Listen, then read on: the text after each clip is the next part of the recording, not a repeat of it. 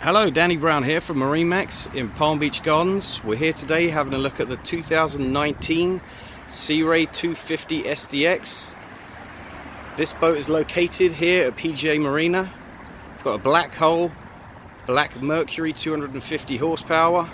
Let's take a look inside. So tons of seating for a 25-foot boat. L-shaped seating on the starboard side. Both those backrests flip the other way so you can face backwards. If we walk forward, walk around on the port side, we have a ton of seating in the bow. There's an optional filler cushion that goes in there to fill that space. Let's take a little look at the cabin. So here we have storage area, head, good sized cabin for a 25-foot boat. So this transom seat converts also, flips over and goes the other way. I'll show you how that converts in just a second. So this whole back seat slides forward and then the backrest flips the other way.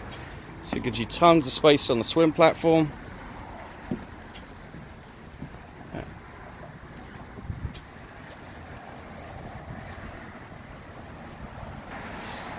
Feel free to come and visit us here at PGA Marina. Again, my name is Danny Brown. You can call me on 561 800 4339.